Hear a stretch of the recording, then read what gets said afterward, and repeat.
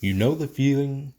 You're sitting on your couch, you have a roof over your head, you have food in the fridge, you are perfectly fine. And then you unlock your phone. You see a photo of a friend in Italy. You see a stranger with a better body. You see a guy who made $1 million in Bitcoin. And instantly, the room you're sitting in feels small. Your dinner looks sad. Your life feels boring. 10 seconds ago, you were happy. Now, you feel like you're losing a game you didn't even know you were playing.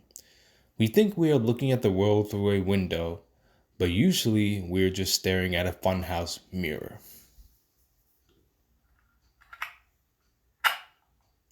Welcome back to the Simple Tapes. This is your friend Vinny. It's Sunday here in the Rust Belt.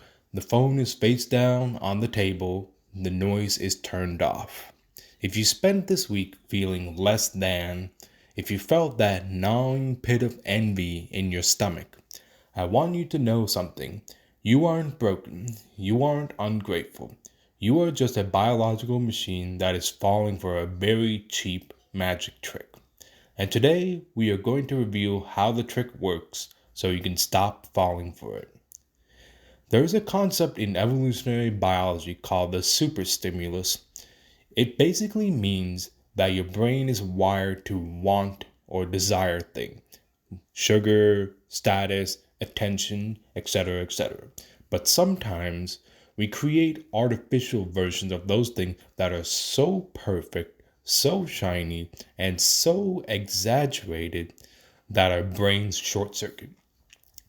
In other words, we ignore the real thing to chase the fake thing because the fake thing looks better. It happens with junk food. A strawberry is sweet, but a bag of Skittles is a super stimulus. It's hyper sweet. So we eat the Skittles and ignore the fruit. Guilty as charged for me. But this doesn't just happen with food. It happens with our lives. There is a tragic, funny story from Australia that explains this perfectly. It's about a bug called the Jewel Beetle. Now, the male Jewel Beetle is programmed by nature to look for a specific type of female. He looks for three things. She has to be big, she has to be orange, and she has to be bumpy. If he finds a female like that, he mates with her, and the species survives. But a few years ago, a beer company released a new bottle. It was a stubby bottle. It was big, it was bright orange glass, and it had little bumps near the bottom for grip. Now, to the male Jewel Beetle, this beer bottle looked like the ultimate female. It was bigger, oranger, and bumpier than any real female beetle could ever be. It was a super stimulus. So thousands of male beetles ignored the real living female beetles. They flew past them and they landed on the beer bottles that people had thrown in the dirt. They tried to mate with the glass. They literally died in the hot sun, baking to death on top of a piece of trash because the trash looked perfect. I think about those beetles all the time because we are the Beatles. Not the band, the bug. I sit in my living room surrounded by real people who love me, my real female Beatles, so to speak. But I ignore them. I'm staring at my phone. I'm looking at curated, filtered, edited photos of people living perfect lives.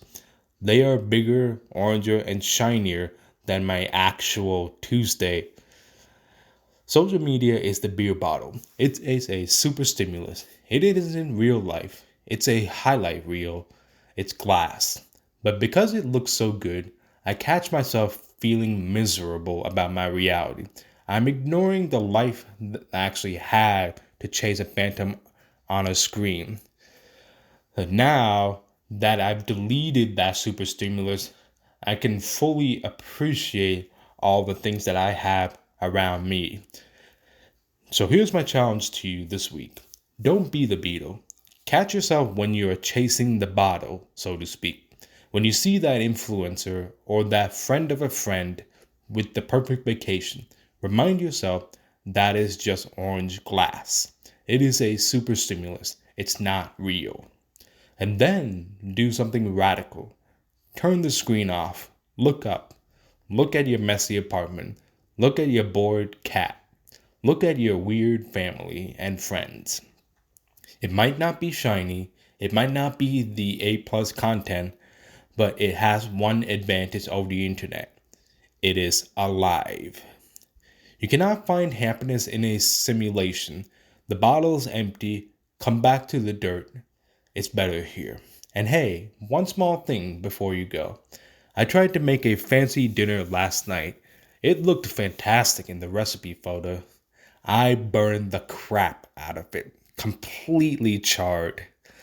We ended up eating Wonder Bread and bologna with mustard at 8 p.m. And honestly, we laughed harder over those sandwiches than we would have over the fancy meal.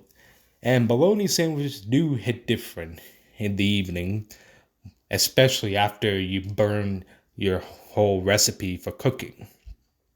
Sometimes the mistake tastes better than the plan. Till next week, this is your friend Vinny. Keep it ordinary, keep it simple.